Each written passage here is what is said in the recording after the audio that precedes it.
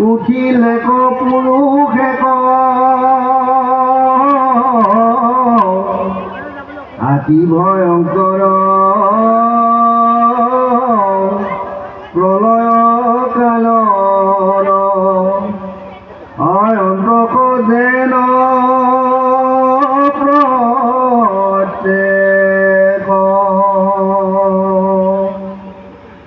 এৰামে ক গোটাবান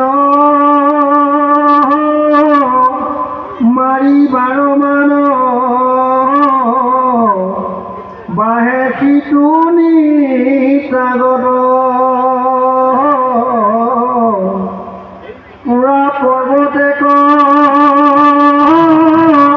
মানহুলহত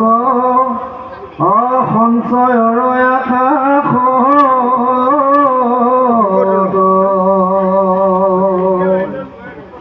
ইৰাম সন্ধ্যা সময়ৰ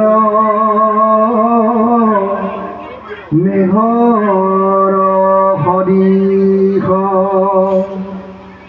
দেহা গোট তাৰ জলে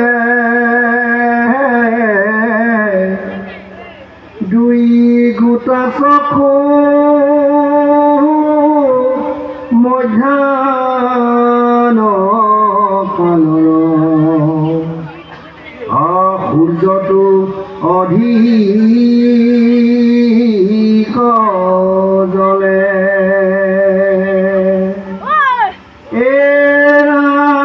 এৰাম কপট তামৰ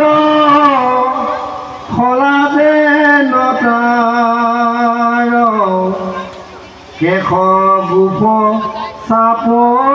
দাৰি আৰামগনি সমান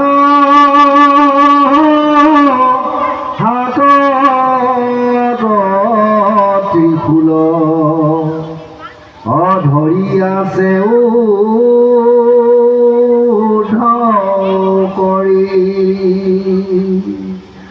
আৰাম গহ্বৰ সদৃশ মুখ গোট মেলি আকাশক আশে গিলি আৰাম চৰণৰ জাম্পে কাম্পৰ পৃথিৱী নাচে হাসে শিল শিল অতি সুন্দৰ বিৱৰণ পঢ়ি যোৱা এই কথাখিনিত লিখিছে ত্ৰস্তাই প্ৰতিশোধৰ জ্বালাত হোমাগ্নিত যেতিয়া মন্ত্ৰ মাতি তেওঁৰ শক্তি প্ৰয়োগ কৰিলে জুইকুৰা মাজৰ পৰাই এজন পুৰুষ সৃষ্টি হৈ গ'ল অতি ভয়ংকৰ বুলি কৈছে হোম দিলা মাত্ৰে